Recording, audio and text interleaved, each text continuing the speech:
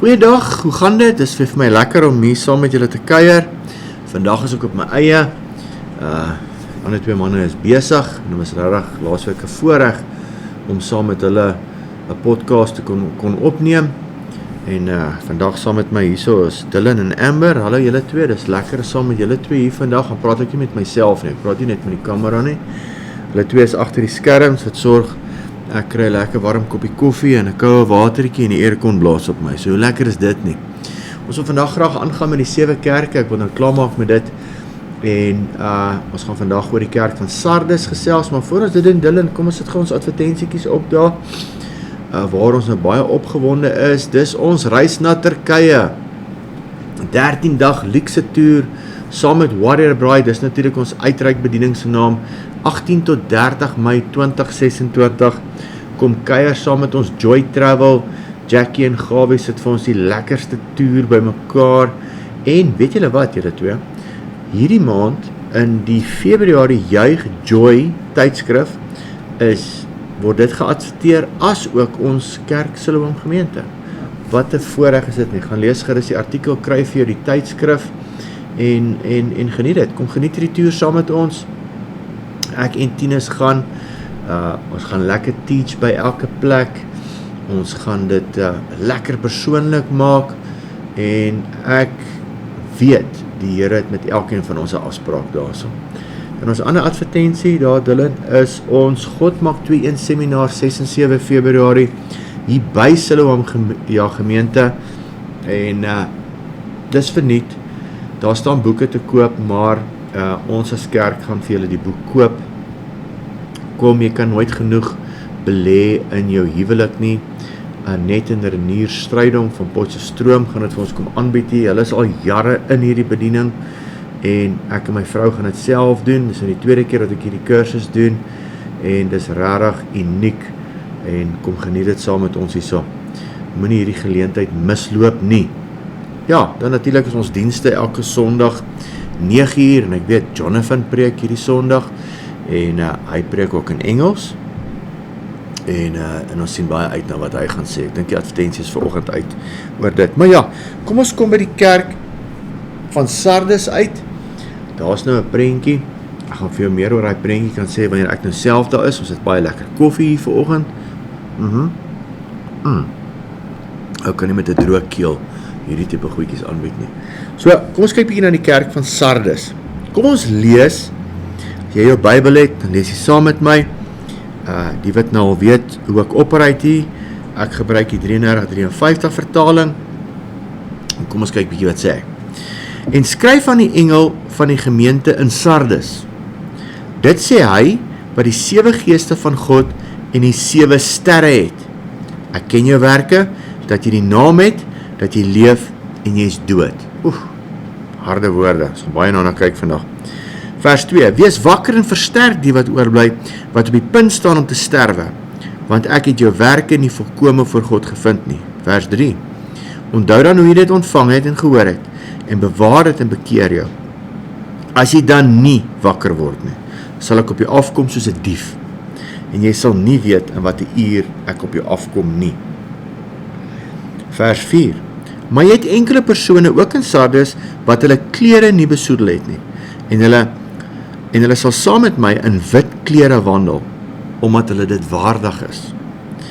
Vers 5, wie oorwin sal bekleed word met wit klere, en ek sal sy naam nooit uitwis uit die boek van die lewe nie, en ek sal sy naam bely voor my Vader en voor sy engele. Dan vers 6, natuurlik, wie oor het, laat hom hoor wat die Gees aan die gemeente sê. Wie oor het, nou in al 3 briewe, al 7 briewe, is hierdie wie oor het. Kom ons kyk gou 'n bietjie meer na die lê van die land, the lay of the land.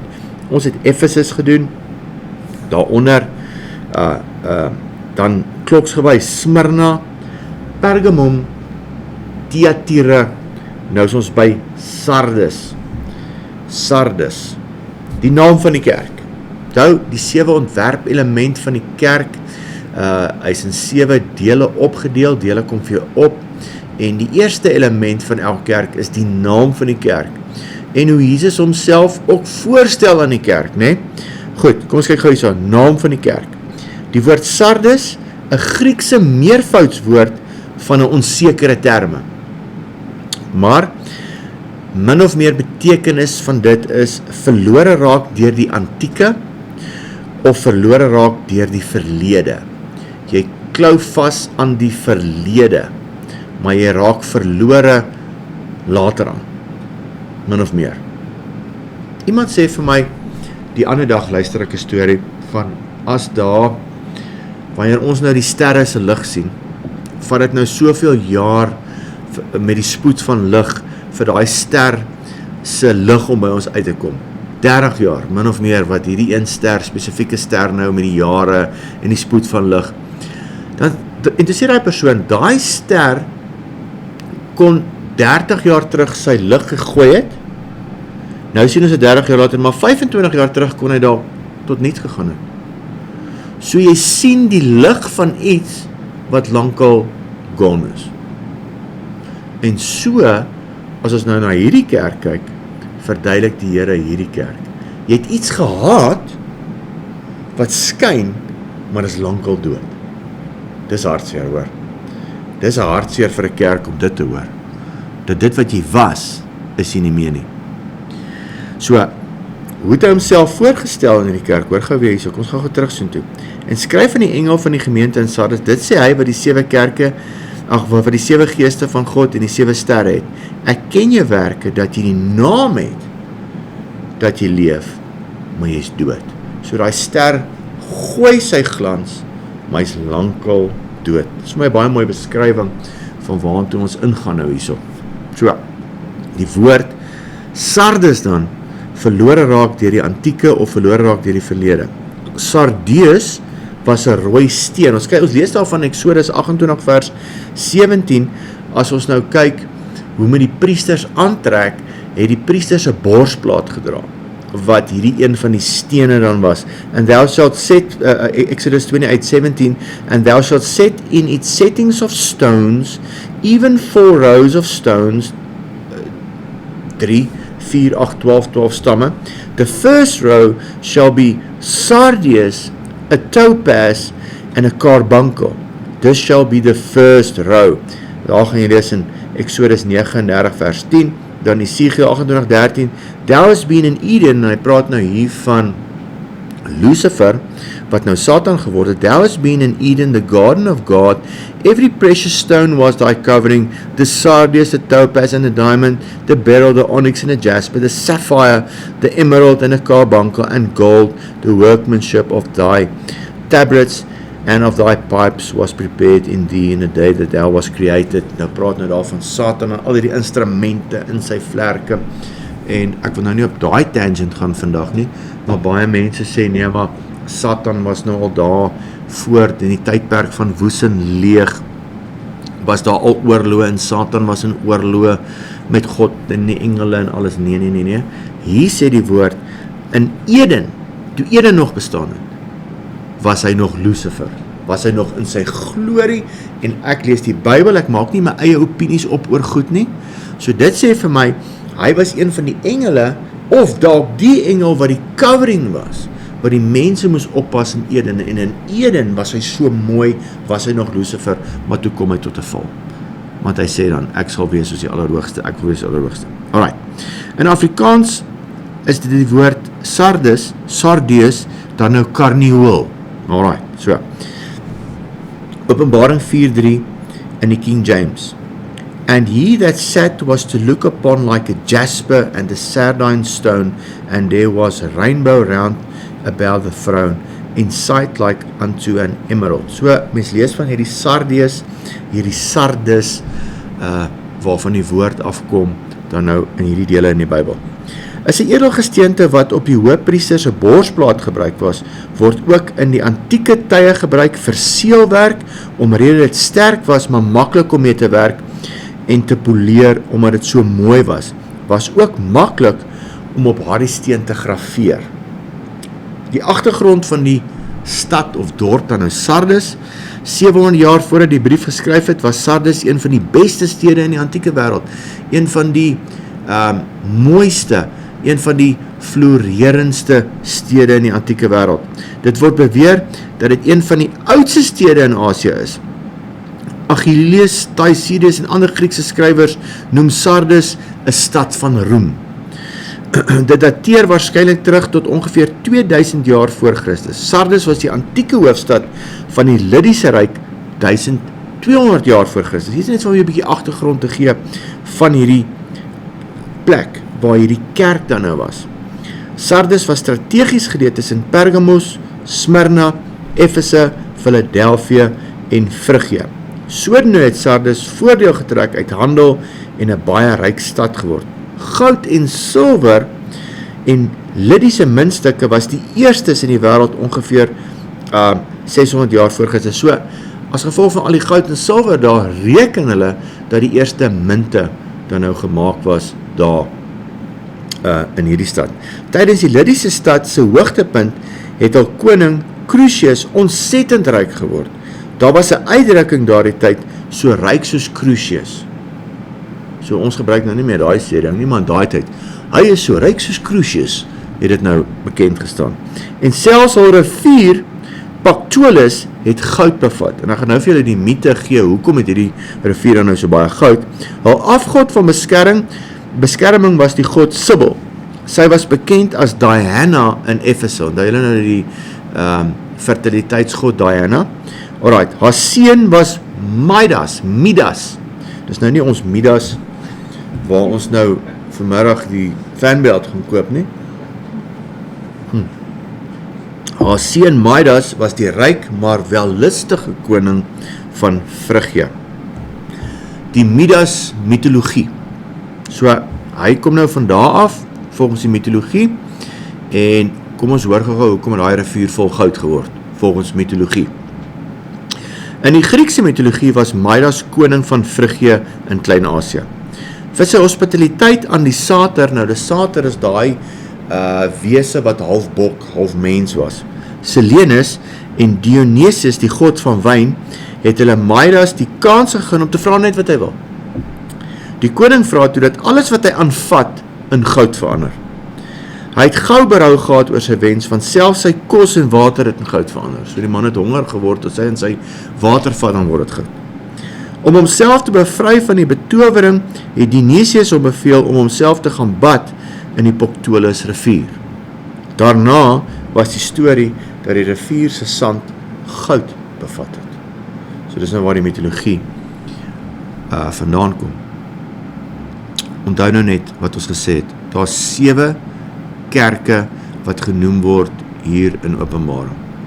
In 'n volgorde. Daar's baie ander kerke gewees in daai tyd. Die kerk van Jerusalem, die kerk van Antiochië, die kerk in Kolosse, al daai plekke. Maar hierdie 7 spesifiek word genoem. Daar was 7 sulke kerke. En wat hartseer is, wat ons lees hierso, toe hierdie brief geskryf is, was dit nou maar 30 jaar plus minus vanaf daai kerk geplant is. In 30 jaar, eerste 100 jaar na Christus, verval hierdie kerk al in 30 jaar aan 'n kerk wat 'n naam het dat hy leef, maar hy is dood. Alright, so van buite af lyk hy reg, maar binne was hy klaar vrot. 30 jaar nadat hy geplant is. En dit is vir ons 'n waarskuwing vandag, dat ons moet wake up, shake up en bietjie oplet in die klas in ons eie gemeentes. So, hy was oënskynlik onneembaar hierdie stad. Sardes was geleë op 'n heuwel so wat 300 meter bo kan die vallei Hermus aan die voet van die berg Tmolus. Dit het oënskynlik gelyk of die stad onneembaar was. Maar die rotswande was van klei en konstante erosie en het soms krake gelos wat uitgebuit kon word. Die vals vertroue in die onneembaarheid van Sardes het gereflekteer op sy inwoners. Vals vertroue, voorkoms, siening of aanskouing sonder realiteit, beloftes sonder die prestasie, uiterlike voorkoms van krag, verraai deur die tekort aan waaksaamheid en ywer.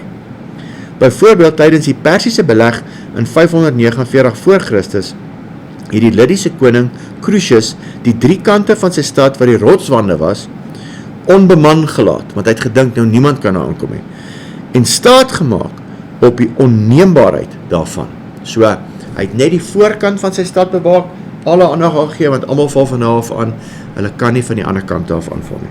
Na 14 dae in die beleg het Kores, nou King Cyrus van die Persiërs, 'n beloning beloof aan enige van sy manskappe wat 'n manier sou kon vind om die rotswande te gebruik om die stad in te val. Een van sy soldate, ek oefen al hele aand om hierdie ou se naam uit te spreek, Hierodias, let toe op dat een van die Lydiese soldate per ongeluk sy helm van bo af laat val het. Hy sien toe die paadjie wat die soldaat gebruik om sy helm te genaas. So hy is nou op daai onbewaakte kante, sy helm val af teen daai rotswand. En hy sien hier hardloop die ou af. En so word 'n nalatige onbewaakte fout begaan. Die volgende aand gebruik hierdie Hierodias die geleentheid om die rotswand te bestyg met 'n afdeling soldate en klim oor die onbewaakte mure en neem die stad in. Die mense van Sardes leer egter nie 'n les nie. En in 214 voor Christus gebruik Lagaros dieselfde tegniek as Hierodias en bestyg die rotswand en neem die stad in en lewer 'n oorwinning vir Antiochus, een van Alexander die Grote se Griekse generale. Hegel het gesê, geskiedenis leer ons dat die mensdom niks van geskiedenis leer nie. 2 keer dieselfde fout. Dit is nou 'n paar 100 jaar uit mekaar uit. Die bewoners van Sardes was glad nie waaksaam nie. Sardes se somber geskiedenis. Nou daar is 'n prentjie van wat oor is van Sardes. Hierdie eens mooi stad, ryk stad, goud, muntstukke, daar lê. 549 voor Christus word hy verower deur die Persiërs. 501 voor Christus word dit tot die grond toe verbrand deur die Ioniese. 334 voor Christus, hulle gee hulle op teen Alexander die Grote. 332 voor Christus word verower deur Antigonus. 214 voor Christus word deur die Seleukide verower. Sardes is 'n stad van mislukking. The name Sardes became synonymous with pretensions unjustified, promise without performance, appearance without reality, and false confidence that heralded ruin. They betrayed themselves by lack of watchfulness and diligence.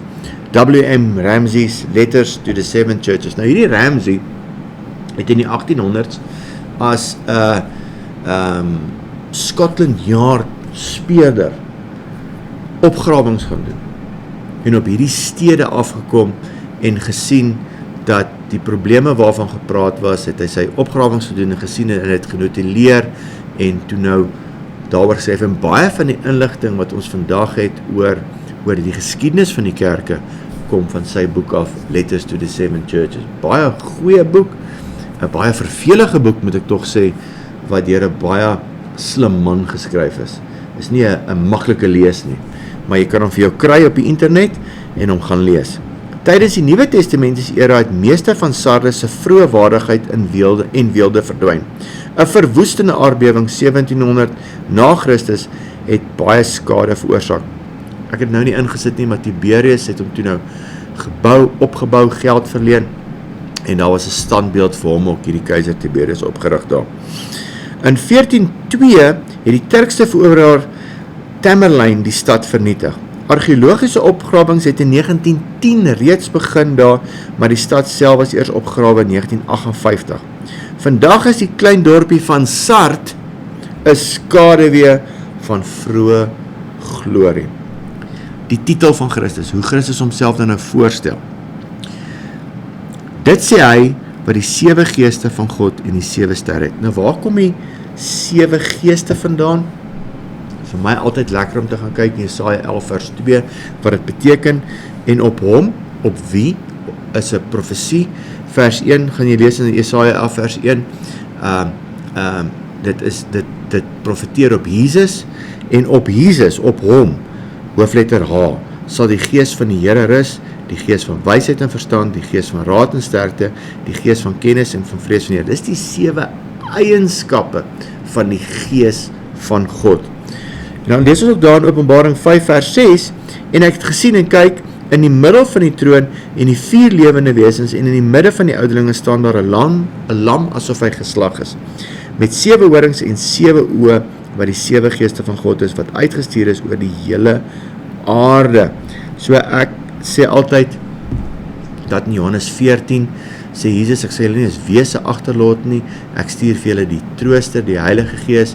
Later staan in Johannes 14, as jy my woord bewaar, sal ek en my Vader by jou kom woning maak. So God in sy volheid, die Heilige Gees, kom woon in elke weergebore kind van die Here, en dan het jy God se Gees in jou met 7 eienskappe, die Gees van die Here. Ek bid altyd oor myself die Gees van die Here. Dis op my, voor ek enige berading of bedieningssessie doen, voor ek preek, o Here, ek het u wysheid, ek het u verstand nodig, ek het u kennis nodig, nie my eie nie, ek het u kennis nodig, en die Gees van die Here lei my. Hy gee vir my antwoorde, hy gee vir my wysheid, hy gee vir my stories om te vertel, hy gee vir my voorbeelde om te gee vir mense, en so raak die bediening dan nou lekker, dinamies en prakties, want ek kan dit nie uit die vlees, ek kan nie met my menslike wysheid mense motiveer nie, ek kan mense slegs motiveer deur die Gees van die Here. Die werk wat ek vandag doen, wou ek nie eers gedoen het.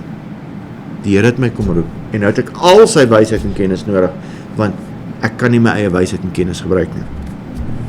Baie denominasies en hulle leiers is vandag ongemaklik met die Heilige Gees. Wat se lof is daar vir die kerk? Geen.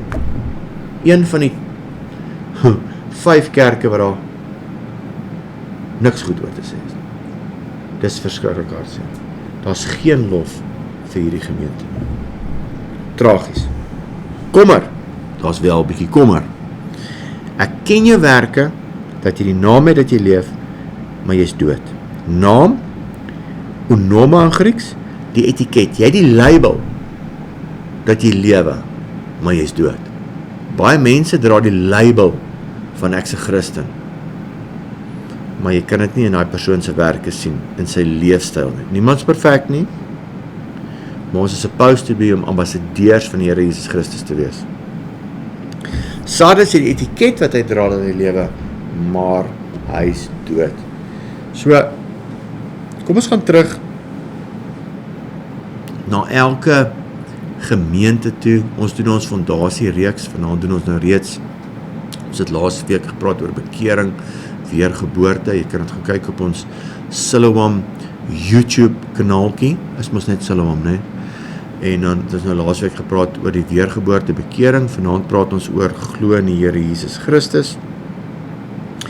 En Hebreërs 6 vers 1 en 2 is die basiese fondasie van ons geloof. Daarom moet ons nie bly by die begin van die prediking aangaande Christus, maar na volmaaktheid voortgaan. Ek en jy as kind van die Here moet groei. Ons kan nie bly in 2008 toe ek my hart vir Here gegee het, nou is ek dieselfde nog as 2008 nie. Ek groei in die Here. Voortgaan sonder om weer die fondament te lê van die bekering uit dooie werke. Ek kan God nie dien uit dooie werke nie. Ek moet geloof in God hê. Vanaand praat ons daaroor.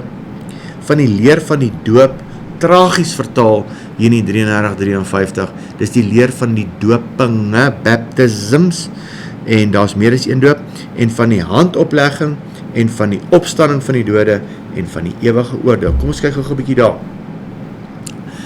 Ek het hierdie by Dr. James van Sail jare terug geleer. So daar's baie, ek het nou dag iemand, 'n teoloog hoor sê, dat Openbaring 6 vers 1 en 2, is daar omtrent 4-5 lae van sieninge oor dit. So, yes, ek en jy as kind van die Here, ons begin deur agter te kom, ek het nou bekeer, ek kan nie uit dooie werke God dien nie, ek moet 'n verhouding met God hê, en so, ons fondasie lê in, ek bekeer my weg van my sondes af, ek bekeer my na God toe, ek word weer gebore, ek neem Jesus Christus aan, as gevolg van hierdie verhouding met Jesus Christus is ek gehoorsaam, ek laat myself doop, omdat ek nou glo. As jy glo, sê Filippus vir die Ethiopiese hofdienaar, daar's water, wat verhinder my om gedoop te word, vir die Ethiopiese hofdienaar, en dan Handelinge 8 vers 37 antwoord hy, en hy sê, as jy glo met jou hele hart, is dit geoorloof om gedoop te word, en moet nie hierdie skrifgie gaan soek in die nuwe vertalings nie, hy is liefs uitgehaal. En dan word ek gedoop met die Heilige Gees, dan ontvang ek die Heilige Gees. In my eie lewe het ek bekeer na God toe ek het Jesus Christus aangeneem, ek is gedoop met die Heilige Gees en binne 'n week later is ek gedoop in water. So, partykeer werk dit bietjie andersom, maar daai is die basiese fondasie van ons geloof.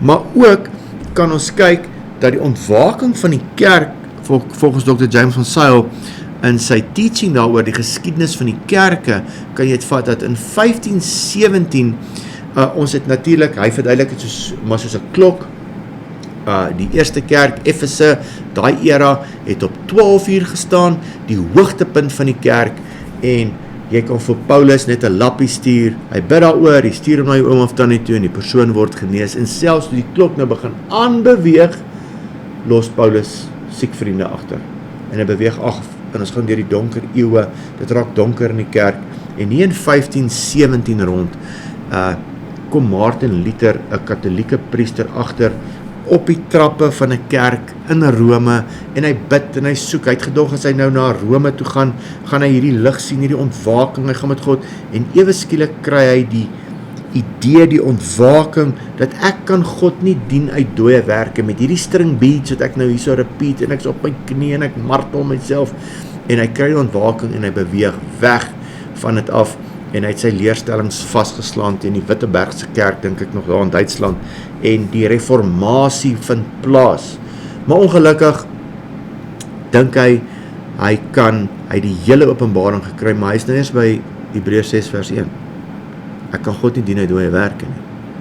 Maar daar is geloof in God. En die Wesley broer, John Wesley en sy broer, preek geloof in God, en dit beweeg aan die klok. Dan die leer van die doop, baptismos, dopinge, daar die baptiste onder Roger Williams, jy moet jouself laat groot doop. Maar ongelukkig met al hierdie bewegings, dink die ouens hulle die volle waarheid gekry, hulle bou vir hulle kerke, sit vir hulle omheinings op, sit 'n dak op, hou die mense binne, maar die mense ontsnap, hulle soek niet, hulle kan nie bly by 1517 nie, daar's kerke wat vandag nog in 1517 sit, met die revelation wat hulle gekry het. Maar dit het aanbeweeg van Martin Luther se tyd uit. Jy kan vandag na Lutheraanse kerke toe gaan, hy het die naam wat hy leef, maar hy is dood, die gees is nie betrokke daar nie. Sad to say, selfde met baie methodiste kerke, selfde met baie van die baptiste kerke, maar gelukkig sê hierdie brief ook dan, daar is enkeles onder julle.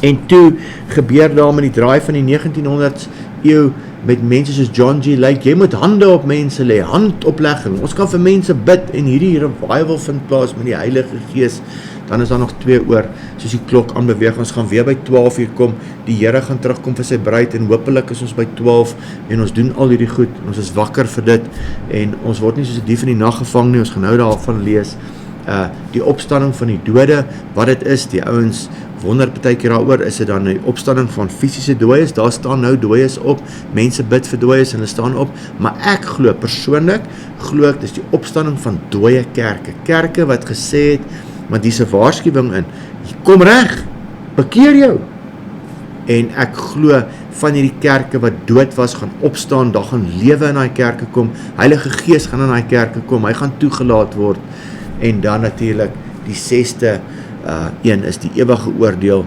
Openbaring 12, 2011, die wit troon oordeel, wat kom to a theater near you.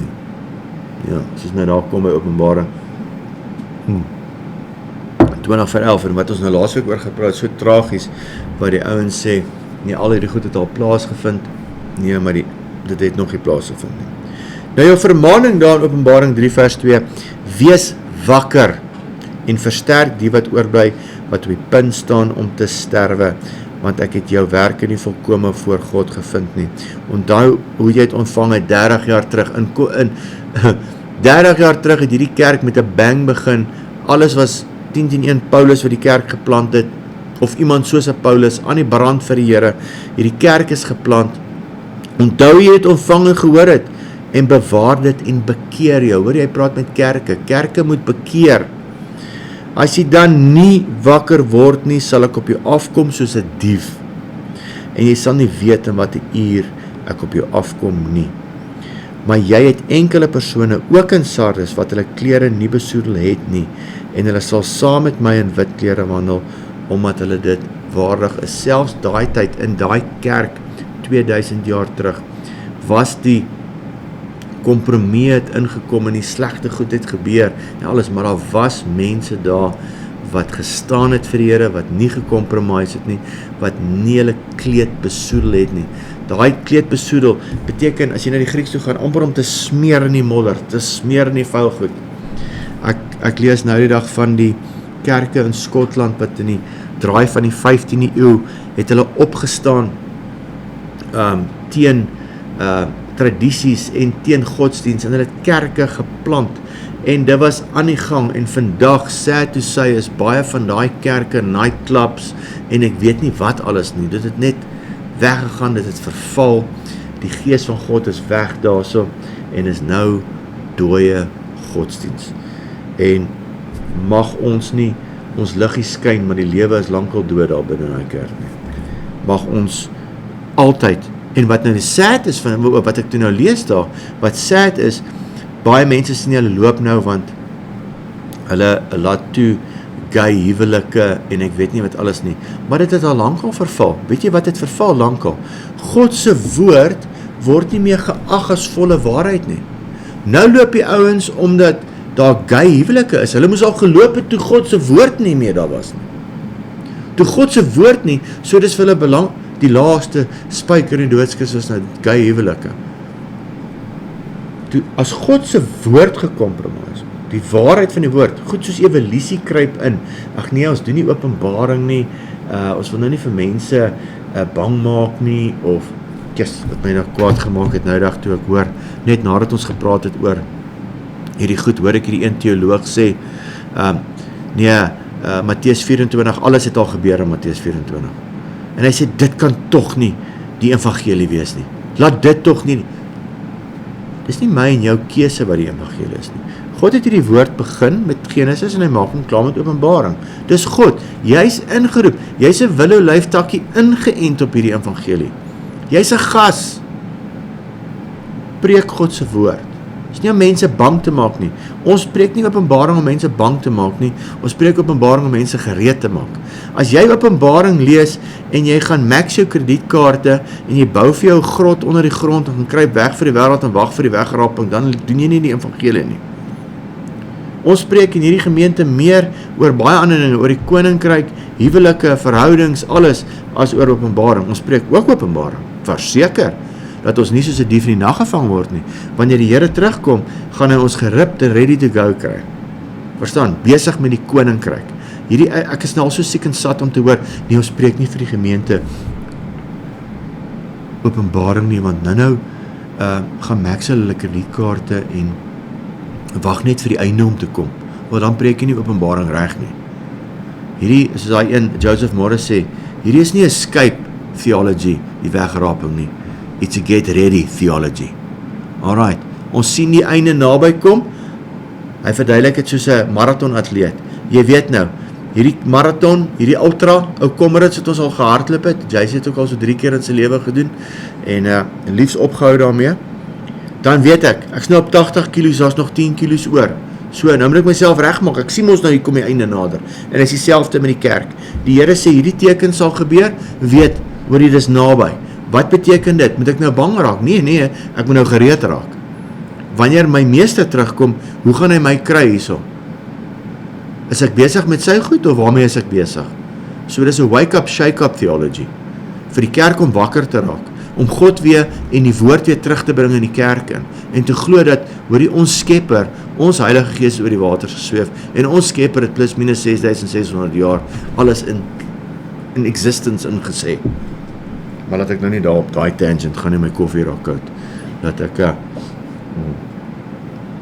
soos Andrew Womack sê, die spirit of slap kom oor my, as ek nou moet dink, dat, ja, maar onthou nou in die konteks van die en die milieu, hou op, om God se woord af te water, ons moet ophou daarmee, wees wakker, anders kom hy soos 'n dief in die nag, 2 Petrus 3 vers 10, maar die dag van die Here sal kom soos 'n dief in die nag, waarin die hemele met gedruis sal verbygaan en die elemente sal brand en vergaan en die aarde en die werke wat daarop is sal verbrand.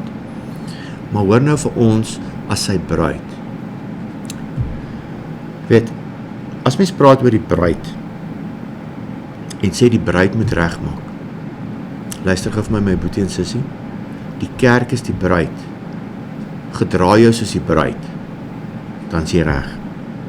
Is nie om bang, mense nou te laat voel, is nie goed genoeg nie. Luister die, haal jou duim uit jou mond uit, en begin die Here dien. Begin die Here dien. As jy die Here dien, vir die Here lief is, en jy is nie skaam vir die Here nie, jy is nie skaam om mense oor die Here te praat nie, en jou lewe getuig, van wat jy sê jy is nie net 'n label nie. Ek gaan sit net in die kerk en ek label myself, net omdat ek Sondag in die kerk sit, label ek myself as 'n Christen. Dis net 'n label, my boetie en sussie. Jy moet dit leef. Jy moet dit leef. Jy moet nie skaam wees om te getuig oor Jesus nie. Jy moet nie skaam wees om te sê, hoorie, dis nie hoe ek besigheid doen nie. Dis hoe ek dit doen. Jakobus 4 vers 7, ek onderwerp my aan God, op God se manier van dinge doen.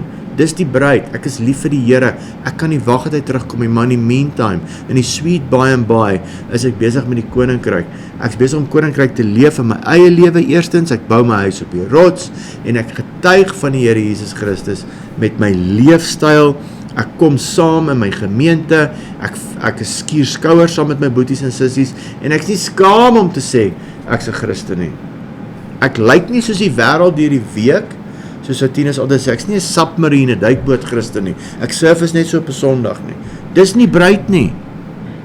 Dis nie bruid nie. Daar's iets wat jou moet laat wakker word vir die Here, en dis die Gees van God. Maar as die Gees van God nie in jou is nie, gaan jy net daai Sardes wees. 'n naam dat jy leef, maar eintlik binne in jou is jy dood. Sad to say. So, maar vir ons as Christene sal daai dag nie soos 'n dief in die nag kom nie. Dis die belofte, 1 Tessalonisense 5 vers 1. Maar oor die tye en geleenthede, broeders, het nie nodig dat julle geskryf word nie, want julle weet self baie goed dat die dag van die Here kom soos 'n dief in die nag. Want wanneer hulle sê vrede en veiligheid, en baie van die eindtyd, ouens wat die eindtyd goed so dophou, weet dat as hulle gaan sê vrede en veiligheid, al die peace accords en al die goed, Tinus hulle kan meer daaroor praat, dan moet jy weet, passons. Wanneer hulle sê vrede en veiligheid, dan oorval 'n skielike verderf hulle soos die barensnood 'n swanger vrou, en hulle sal sekerlik nie ontvlug nie. Vers 4, 1 Tessalonisense 5 vers 4. Maar julle, die kerk, die bruid, is nie in duisternis, dat die dag julle soos 'n dief sou oorval nie. Julle is almal kinders van die lig, van die dag, en ons is nie van die nag of die duisternis nie. Maar as jy in die kerk sit, maar jy leef in die nag, jy is net Sondag in die lig, is dit nie goed genoeg nie. Dit is nie goed genoeg nie. Laat ons dan nie slaap soos die ander nie, maar laat ons waak en nugter wees. Be wake up, shake up. Jy's in 'n marathon, jy's in 'n wedloop, jy sien die eindtyd, nog net 10 to go. Nou moet jy jouself prepare om klaar te maak. Want die wat slaap, slaap in die nag, en die wat dronk word, is in die nag dronk. Maar laat ons wat van die dag is nugter wees, met die borswapen van geloof en liefde aan, en as helm die hoop op die saligheid. Want God het ons nie bestem tot toorn nie. Vir die mense wat gaan oorbly, die Christene wat gaan oorbly op hierdie tyd, wat hierdie era klaarmaak, of het in my tyd sal wees, om wie se tyd ook al sal wees, die Here gaan terugkom. Ek en jy gaan nie die koninkryk vir hom op aarde fisies vestig, ons moet die koninkryk leef, die koninkryk, ons moet die heerskappy leef, ons moet bid vir siekes, ons moet die evangelie uitbring, al die goed, maar hy gaan terugkom, hy gaan 'n einde maak aan die kerk tydperk era, en hy gaan, nadat hy die aarde geoordeel het vir 7 jaar, gaan hy sy koninkryk van geregtigheid op die aarde plant, en hy gaan regeer uit Jerusalem uit met 'n scepter, gaan lees Psalm 2.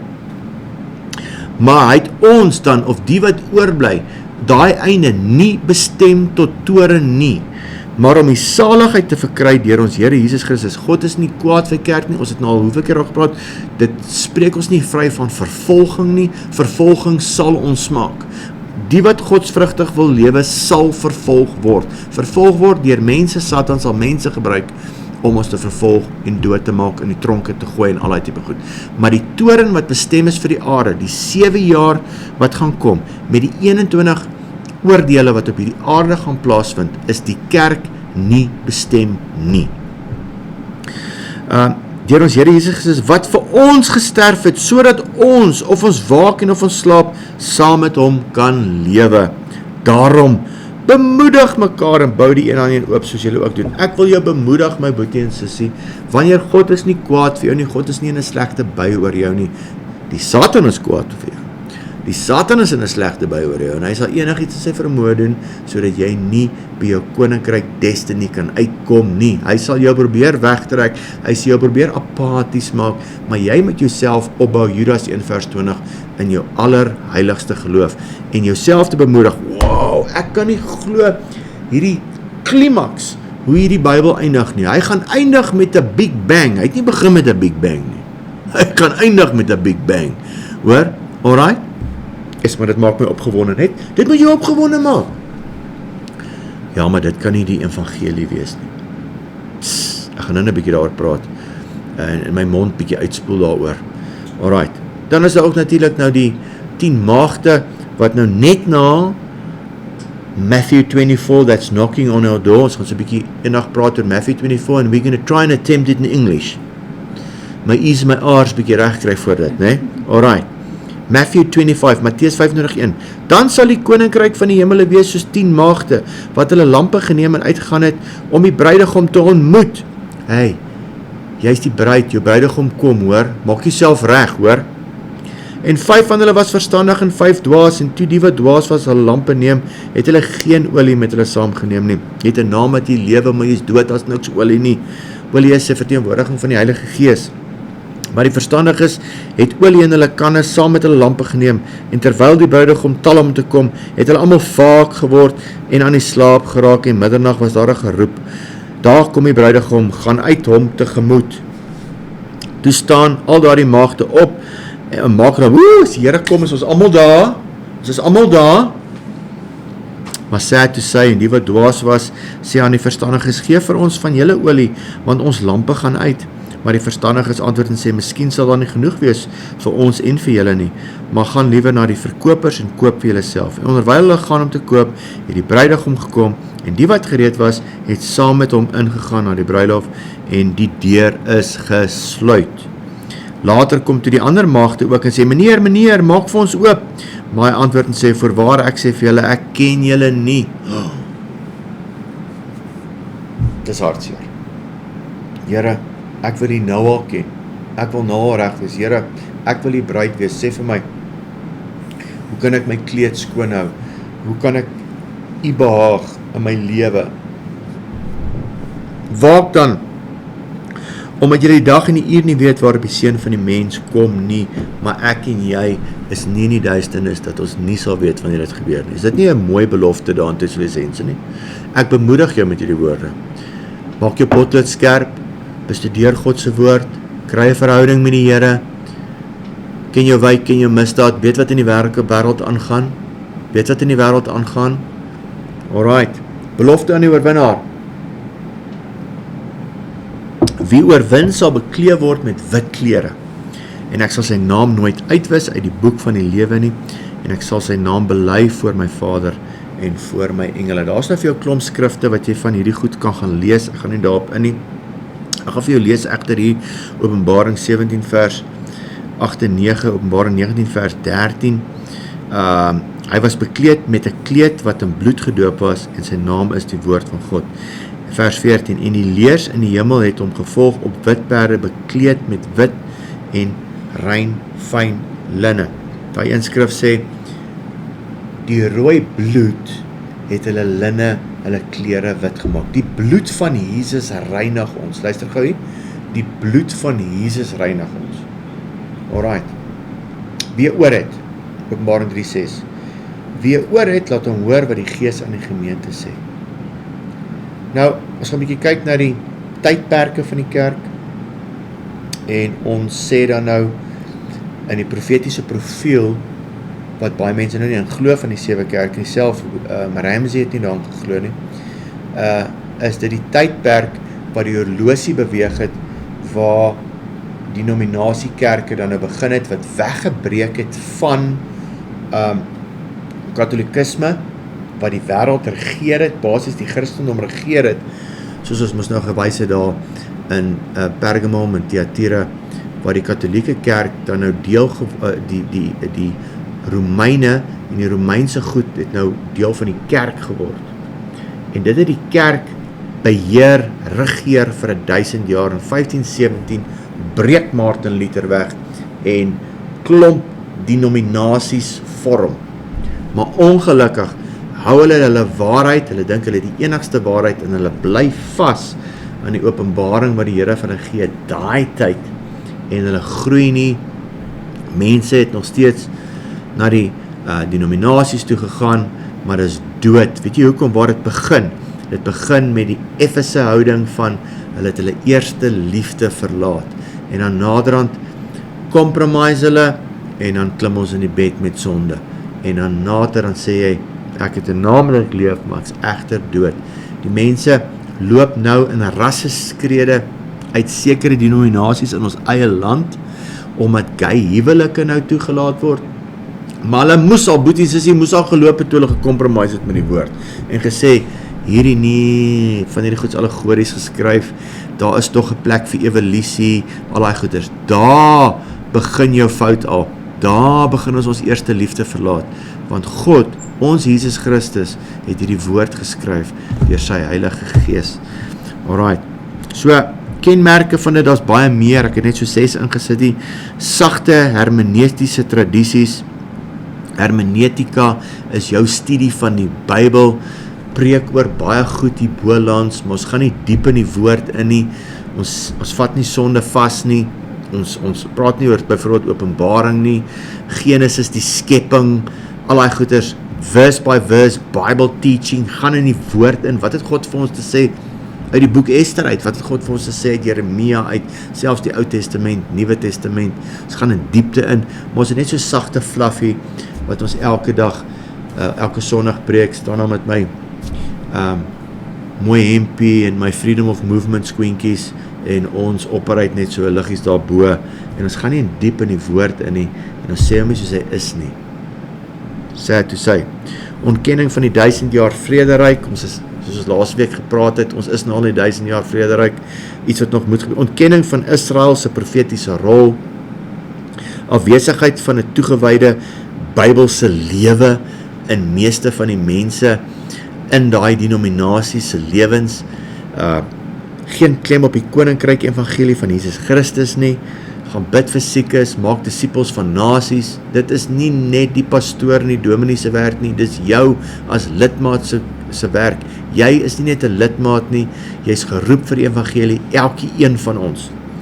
Toelaat van die ordonnansie van homoseksuele leiers en die trou van homoseksuele huwelike, en dis sad, dis maar net sad, dat mens sonde begin toelaat en sonde goed praat. Daar's maar 6 punte, daar's baie meer, wat ek julle nou nie meer sal verveel vandag in hierdie opname nie. Hierso is dan nou die 7voudige profiel, net so opgesom, die naam van die kerk is 'n kosbare steen, Sardius, verkeerd gespel, skies daar, rooi steen, Sardius, rooi steen, en die betekenis verlore raak deur die antieke of vashou nog aan die oudheid. Alright, titel van Christus, 7 geeste van God, daar gelees in Jesaja 11 vers 2, Openbaring 5 vers 6, 7 sterre lees ons daarvan in Openbaring 1 vers 20, lof, dit wat die kerk reg gedoen het, niks, geen. So, kommer, jy het 'n naam dat jy leef, maar jy is dood, jou werke is nie volkome gevind nie, die bemoediging daar, die aanmaning, die vermaning, wees wakker en versterk die wat oorbly, wat gaan sterwe. As ons hulle nie gaan versterk en hulle aanmaan nie, gaan hulle ook sterwe, nie fisies nie, hulle gaan sterf, hulle gaan sê dat hulle leef, maar hulle is dood, hulle gaan sterwe. Onthou dan hoe jy het ontvang het, bewaar dit, bewaar die woord en bekeer jou terug na die eenvoud van God se woord. Moet jou nie, laat ek het reg sê, moet jou nie op leiers beroem of op leiers staan wat nie die vrees van die Here het nie. Kry die vrees van die Here terug. Ja, maar daar is soveel Bybelvertalings, wat die een is reg, luister jy. God se woord is waar. Vra hom, gaan na jou woord toe, bestudeer jou woord, kry 'n verhouding met die skrywer van hierdie woord, bewaar dit en bekeer jou Johannes 14, as jy my woord bewaar, sal ek en my Vader binne in jou kom woon. Belofte vir die oorwinnaar, hy wat oorwin, word beklee met wit klere. Hy sê jou naam nooit uitwis uit die boek van die lewe nie, wie oor het om te hoor. Ja, dis op my en jou van toepassing, vermanend. Kom ons kyk gou na ons nou met 5 kerke klaar. Efese, jy moet toewyding hê in jou verhouding en nie net 'n doktrine nie.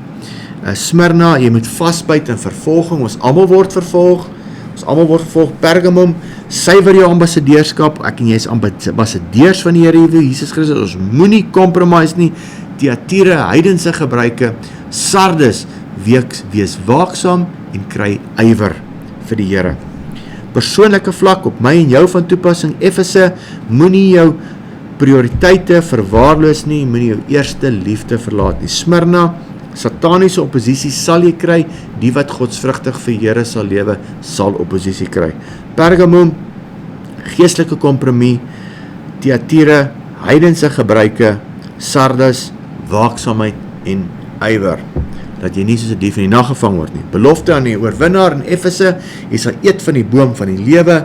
Smyrna, jy sal nie die tweede dood smaak nie, jy sal nie voor die wit troon oordeel staan nie, jy sal wel voor die Bema, die regterstoel van Christus staan, en dan nou krone kry al dan nie. Pergamum, manna, keersteen, verborge manna, die Here sal vir jou verborge manna uit hierdie woord uitgee. Keersteen en 'n nuwe naam. Thyatira, mag oor die nasies. Sardes, jy sal wit klere en jou naam sal nie uitgewis word uit die boek van die lewe nie. Daar is 'n profetiese profiel waaroor baie ouens nou lief stry. Die 4de betekenis van die 7 kerke is Efese was die tydperk van die apostoliese kerk, die klok was op 12, maar het alweer begin afbeweeg. Dan is dit die vervolgde kerk, dan is dit die getroude kerk.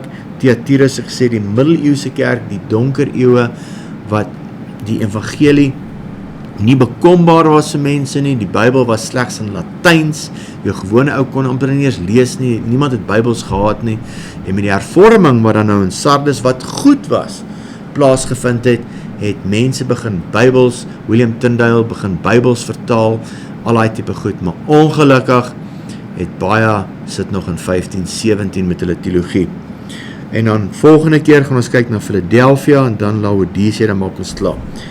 Daai vinnige tydperke, net so min of meer Efese 30 na 100 na Christus, Smyrna 100 na 313 na Christus, Pergamus 313 na 600 na Christus, Thyatira 615-17 en daar dan nou Sardes 15-17 tot 1648, Philadelphia 1649-19 na Christus en ek en jy nou in die tydperk van Laodicea 19 tot die einde. Dit beteken nie dat ons nie vervolging kry in die Laodicea tydperk nie. Die afgelope 200 jaar is daar meer Christene doodgemaak as nog ooit van tevore.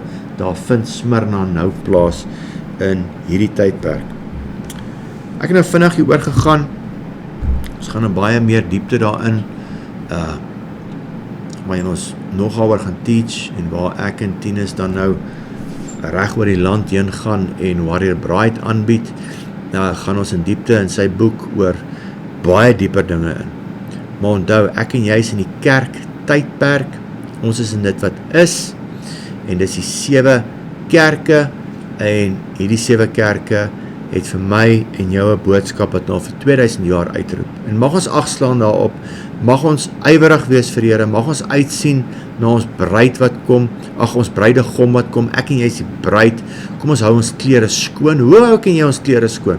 Deur my eie pogings? Nee, deur die bloed van Jesus, deur die bloed van Jesus, gewas in die bloed van Jesus, gebruik nagmaal, the meal that heals, sê party mense, daai broodjie, deur sy wonde is daar vir ons genesing, daai sappie, deur sy bloed, was sy bloed ons skoon, witter as sneeu, ek onthou daai tyd, toe my skoonma op 'n sterfbed gelê het, met kanker haar liggaam verwoes het hy liedjie opgekom by my, witter as sneeu, Here, witter as sneeu, sy het wel gesterf, maar die bloed van Jesus het haar witter as sneeu gemaak, en toe sy haar oë toemaak, is sy as God se bruid, by haar bruidegom. Hoe wonderlik is dit nie?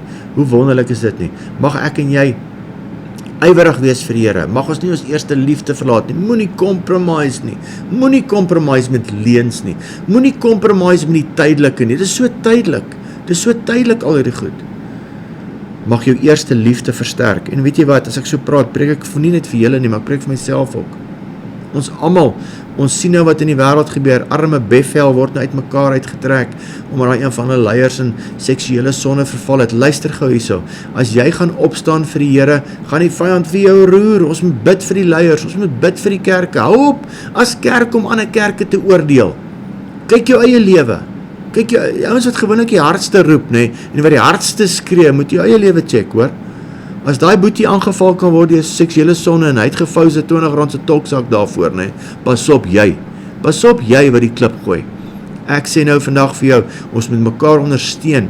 Billy Graham, daai tyd toe Jimmy Swaggart geval het, het hy homself in sy studeerkamer gaan toesluit, op sy knie gegaan en gesê, Here, ek bid vir my boetie, as dit met hom kan gebeur, kan dit met my ook gebeur. Maar weet jy wat? Moenie jou eerste liefde verlaat nie, dan sal jy nie compromise nie. Bly by hom, bly by Jesus, begin jou dag saam met Jesus, begin jou eerste, as jy jou oë opmaak, ek het nou net voor ek gekom het, mense bedien, en ons, die verantwoordelikheid lê by my en jou, as ek in die oggend opstaan, moet ek die daggeraad ontbied, Job 38 sê dit, het jy solank as wat jy leef, die oggend ontbied die daggeraad sy plek aangewys, sodat die ewel uit die some van die aarde uitgeskit gaan word. Jy het in die oggend, as jy jou oë oopmaak, of nog voordat jy wakker word, sê Here, hierdie is die dag wat U gemaak het. Here, ek fokus op U. In plaas daarvan om na daai ketel toe te stap, en daai koppie koffie te gaan maak, ja, alles lê nou weer voor vandag, en dit gaan gebeur vandag, en dit gaan gebeur. Hey, jy moes al jou gedagtes gevangene geneem het. Jy's klaar op die agtervoet. Neem jou dag gevangene, neem jou gedagtes gevangene. Spreek hierdie dag, hierdie is 'n goeie dag. Hierdie is 'n dag wat die Here gemaak het. Kry jou verhouding met die Here, wees ywerig vir die Here. En ek bid dat ek hierdie ywer wat ek nou het, ek altyd sal hê dat ek my wedloop goed sal klaarmaak. En my boetie en sussie, ek bid dat jy jou wedloop goed sal klaarmaak. Kan ek vir ons bid? Dylan, ek gaan nou stop. Kan ek maar stop julle? Want ek's nou hier op 'n tangent, né? Alright, dit ons klaar maak. Ek het hulle beloof, vandag koop ek vir hulle kos. Hulle het nou dag vir my kos gekoop en ons raak nou honger. Here, ek loof en ek prys U naam. Here, mag ons altyd net lag. Mag ons bly wees, Here, dat ons U dien. Is nie 'n ou sombere ding om die Here te dien nie, maar dis joy om U te dien. U is die bruidegom, ek is U bruid. Here, was ons kleed skoon met U kosbare bloed, met rooi bloed, mag ons kleed wit word. O Here, mag ons nie ons eerste liefde ooit verlaat nie, mag ons altyd lief wees vir U, mag ons ywerig wees vir U, want as ons lief is vir U en ons is ywerig vir U, is ons lief vir die woord, ons is lief vir ander mense, al stem hulle nie met ons saam nie, ons is lief vir hulle, ons het nie 'n ou kritiese gees wat alles krities sien en altyd net wil kritiek gee nie. Here, maar mag ons lewe in die kerk gee. Ek bid vir Bethel Kerk, waar daai ding nou gebeur het, Here, en dis nie net by daai kerk, dis baie ander kerke. Here, ek bid vir dit. Ek bid dat daai Sean Bolts, of wat sy naam ook al is, Here, dat hy op sy knieë sal gaan en sal repent. Gelukkig word hy hierdie kant van die ewigheid uitgevang en nie in die ander kant nie. Vader, hy's nou uitgevang. Mag dit nou nie lig kom. Mag hy sterker uit hierdie ding uitkom. Mag hy repent voor almal. En ek bid vir daai leiers van daai kerk, Vader. Ek bid vir hulle in hierdie tyd waar almal gooi nou klippe. Ja, hierdie mega kerke. Man, gaan kyk jy vir jou eie kerk en raak jy bietjie betrokke in 'n kerk. Want die meeste ouens wat klippe gooi, is nie betrokke in 'n kerk nie. Gaan raak betrokke in 'n kerk. Here, ek bid vir kerke. Ek bid vir die kerke hier in Carletonville. Ek bid vir die kerke in Gauteng. Ek bid vir die kerke reg oor hierdie land. Ek bid vir al U kerke reg oor die wêreld. Vader, mag ons almal ons eerste liefde bewaar. Mag ons almal die evangelie uitvat. Mag ons nie compromise nie. Mag ons staan op die waarheid. Al skree wie ook al teen die waarheid, teen die eenvoud van die waarheid, al skree wie ook al, Here, mag ons staan in die woord, mag ons altyd lief wees vir U. Here, ek eer U naam, U is ons bruidegom, ek eer U naam, mag U terugkom. Maranatha, Here, is dit vandag, en dan is ons besig, Here, ons is besig met U werk, ons sien uit na U koms, ons sien uit dat U gaan teen onregverdigheid staan met U regverdige oordeel. Ons loof en ons prys U naam. Amen en amen. Mag julle 'n lieflike week hê en onthou, like en share, nie om ons uit te vat nie, sodat meer mense hierdie boodskap kan luister. Ons het nou ook shorts gemaak, Dylan werk daaraan, hou ons shorts dop, ek sien hulle kry meer views.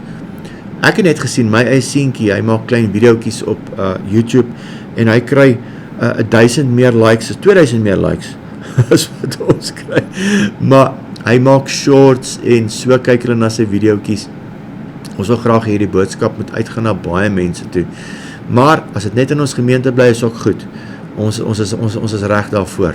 Maar Brie, mag jy 'n geseënde dag hê, 'n geseënde week, onthou, die Here is baie lief vir jou. En die Here se woord is waar. Die Here se woord was al hier voordat ek en jy nog op die toneel gekom het, voordat ek en jy nog in teologie swat het en baie slim geraak het, was die Here se woord al reeds hier. En luister hierso. Julle sal waarlik my disippels wees, as julle lief is vir mekaar, en liefde onder mekaar is. Ons moet lief wees vir die kerk, hoor. Die kerk is nie perfek nie, kerk is stikkend, daar is sonde in die kerk, mense doen sonde, leiers val, maar kom ons bid vir hulle. Kom ons bid vir mekaar, bid vir my, bid vir ons. Dankie Here, ons loof en prys naam. Amen, dankie Dylan, dankie Amber. So go kneel and weep and join the herd. You know 1,000,000 sheep will be dispersed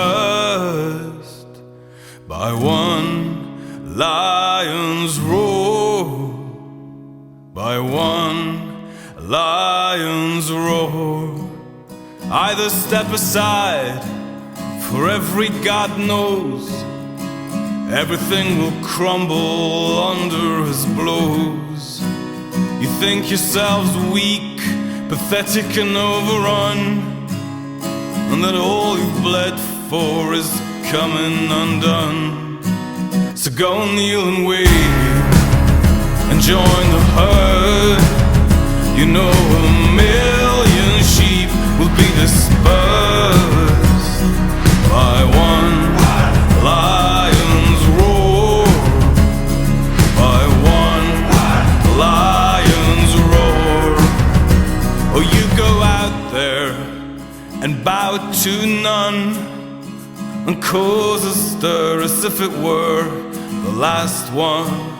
Curse them into hiding. These thieves won't believe the way we're riding. So go kneel and weep and join the herd. You know 1,000,000 sheep will be dispersed by one lion's roar, by one lion's roar. Ero destinato a diventare un grande soldato. Ero destinato a diventare un poeta, un aviatore. Ero destinato a guidare l'uomo nuovo per conquistare la città eterna con una spada fiammeggiante. So go kneel and weep and join the herd. You know 1,000,000 sheep will be dispersed. Go kneel and weep and join the herd. You know 1,000,000